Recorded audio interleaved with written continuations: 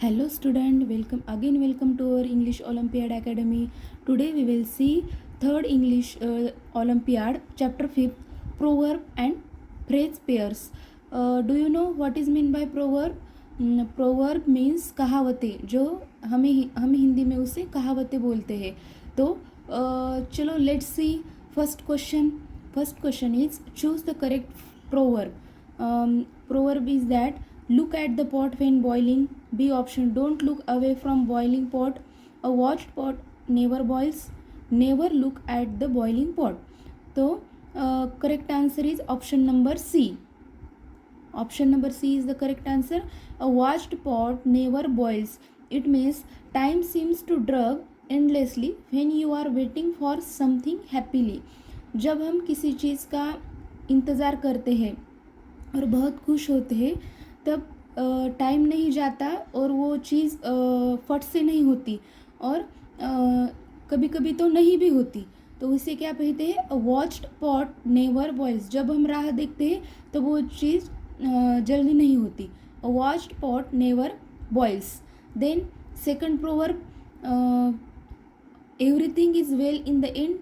All well that ends well. Ending is always well. A well is always well. So which one is correct? Correct answer is option B. Option B is the correct proverb. All wells that ends well. So इसका meaning है if something has a good result of finally succeeds, previous problems are not important.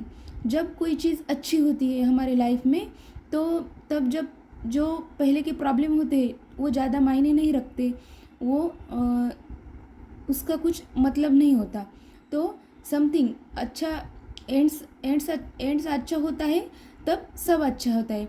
अंत भला तो सब भला, ऐसा हिंदी में ये कहावत है. तो क्वेश्चन थ्री का करेक्ट आंसर हम देखेंगे. सो ऑप्शन ए है, there is no rose without a flower pot. There is no rose without a throne. No roses grow without a gardener. Roses grow with the help of the throne.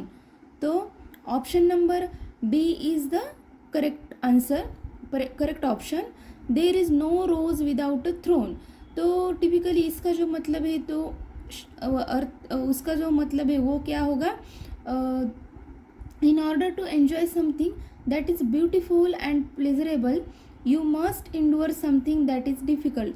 जब हमें कोई चीज़ that is no rose without a thorn means हमें कोई चीज़ होती है तो वो अच्छी चीज़ मिलती है तो उस चीज़ के बदले हमें कुछ दुख सहन करना पड़ता है.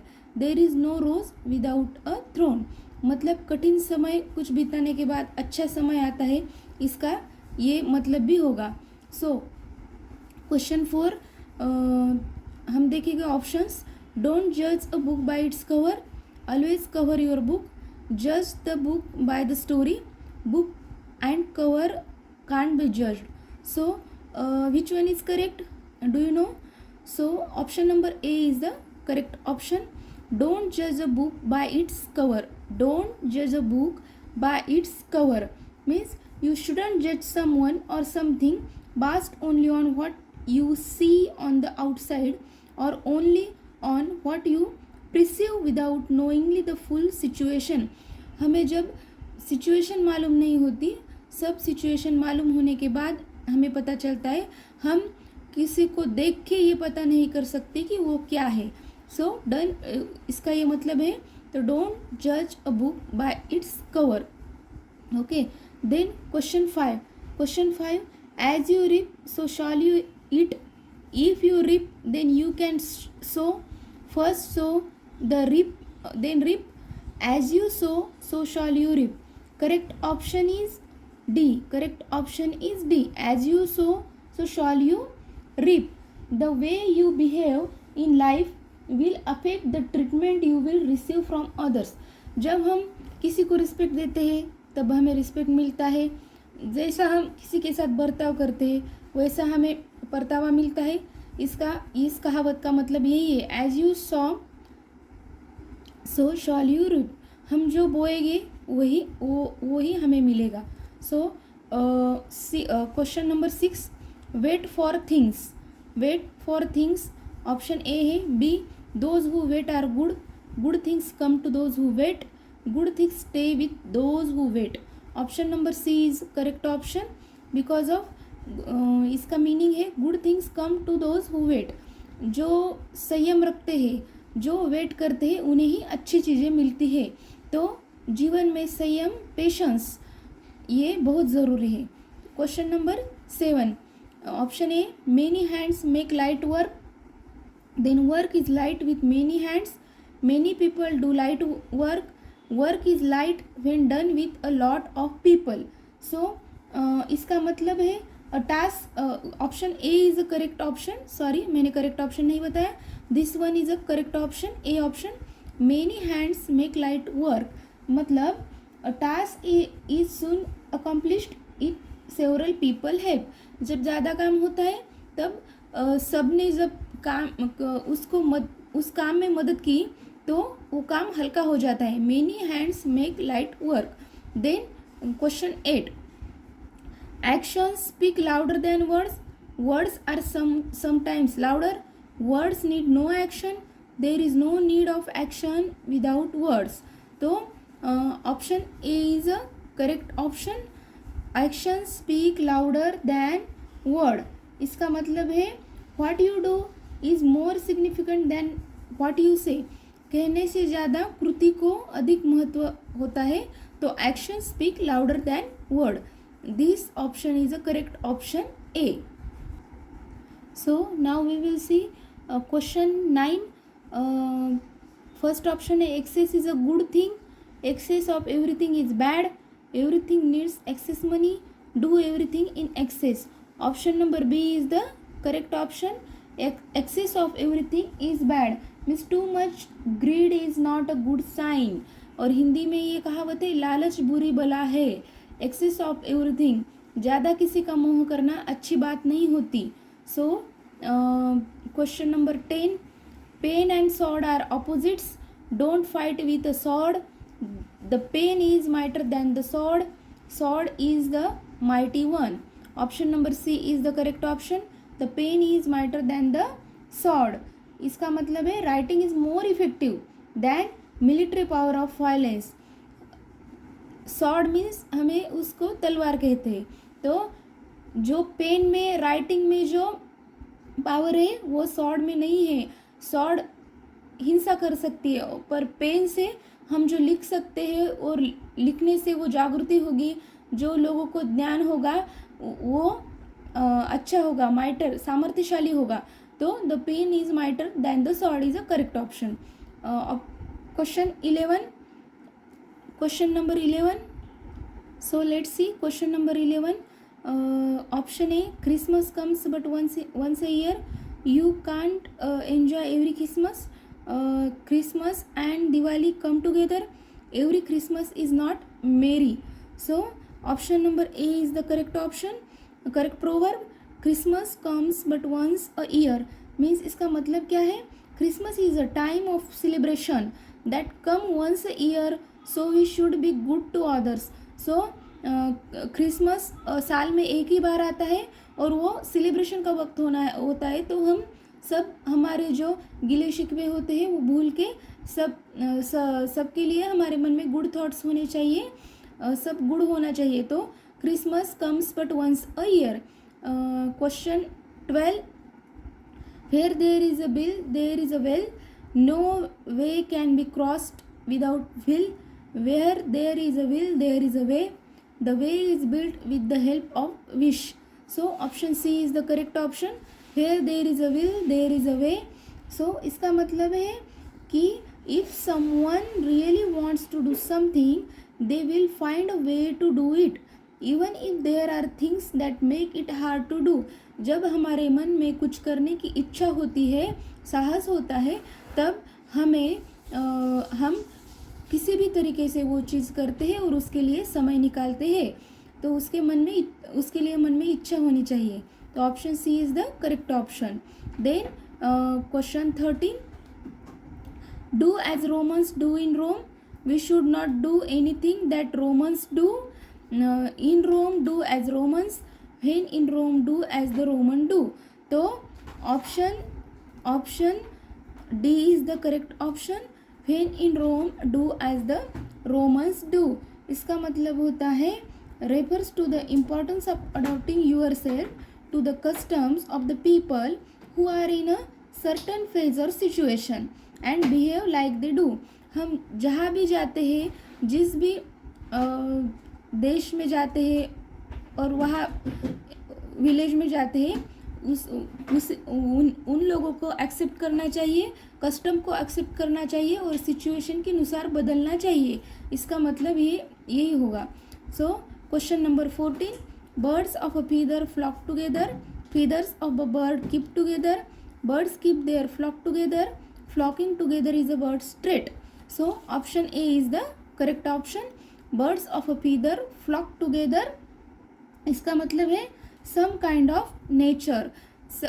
इसका मतलब ही एक ही नेचर के जो प्राणी और पशु और मानव जब एकत्रित होते हैं तो उनके लिए ये कहावत होगी बर्ड्स ऑफ फीदर फ्लॉक्स टुगेदर. जो सेम सिचुएशन के, सेम पहनावे के, पोशाक के जब लोग आते हैं तो उन्हें ये कहावत यूज़ की जाती है. तो question 15. To kill a man with a bullet, kill two birds with one stone. No bird can be killed with one stone. Birds are always killed by man. So option B is the correct option. Kill two birds with one stone. इसका मतलब to do one thing which will achieve two results. मतलब हम हिंदी में कहते हैं ना, एक ही तीर से दो निशान, तो वो कहावत है kill two birds with one stone. मतलब एक चीज़ करते करते उस चीज़ से हम दो चीज़ हासिल कर सकते हैं, ये वो कहावत है. तो next question.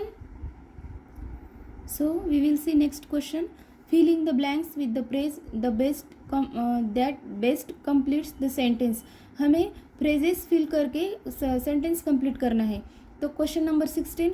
Rahul gave a dash dash to Rati when she tried to talk him. So correct option is cold shoulder. Correct option is D, cold shoulder.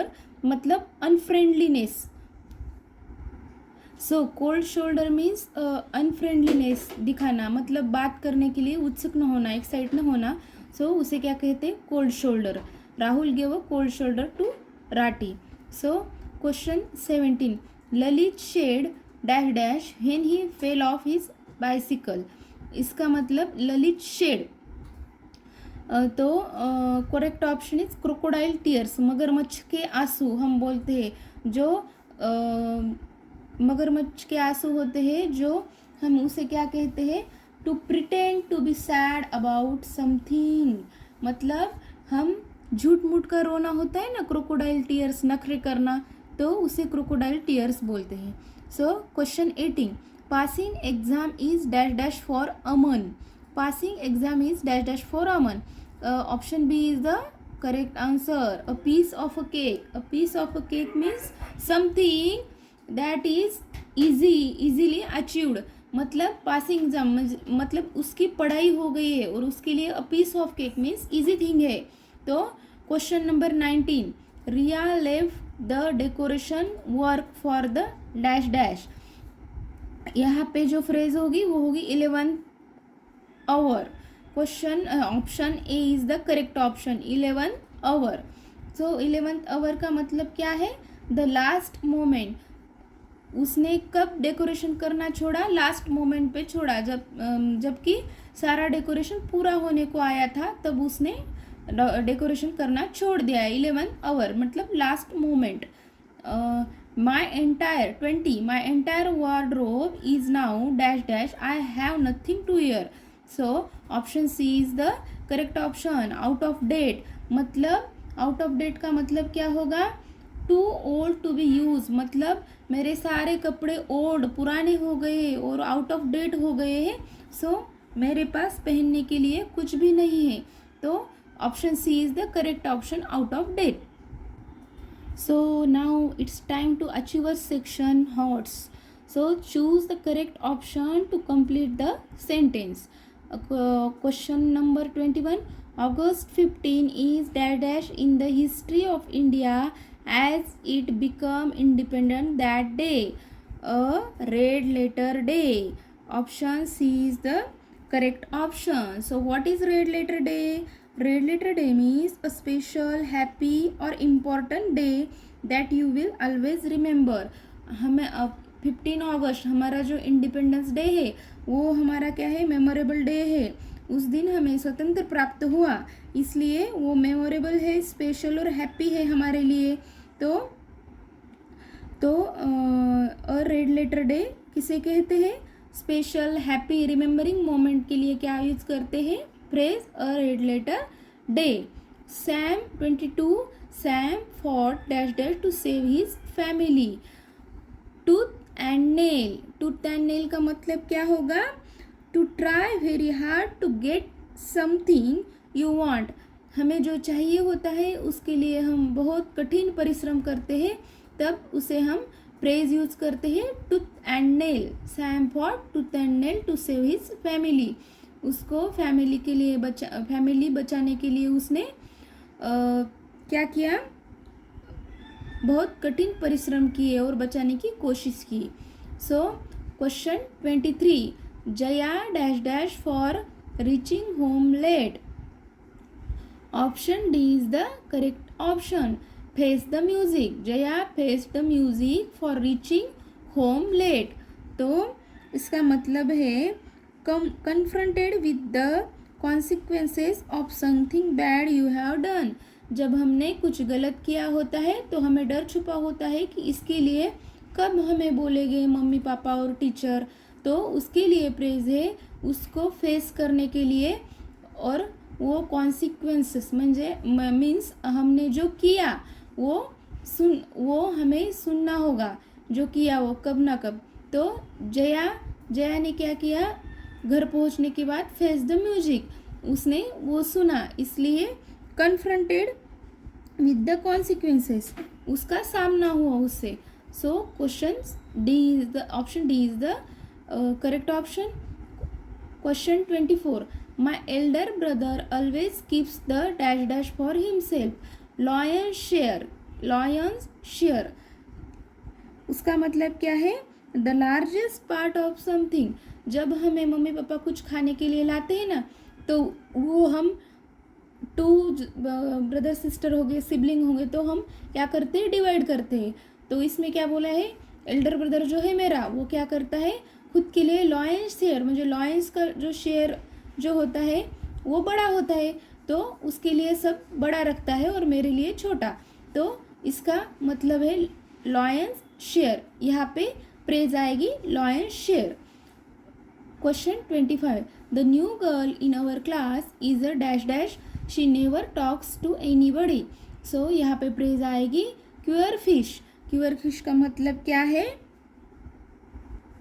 Queer fish का मतलब है स्ट्रेंज और अनयूजुअल पर्सन. जो नई गर्ल क्लास में आई है वो क्या है? स्ट्रेंज है, वो ज़्यादा बातें नहीं करती, वो फ्रेंडली नहीं है, इसके लिए क्या यूज करते हैं? क्यूअर फिश यूज करते हैं. So student, now we all see the all 25 question with explanation, proverbs and phrases. I hope you all understand. So we will meet in next session and do your study properly. Thank you and bye.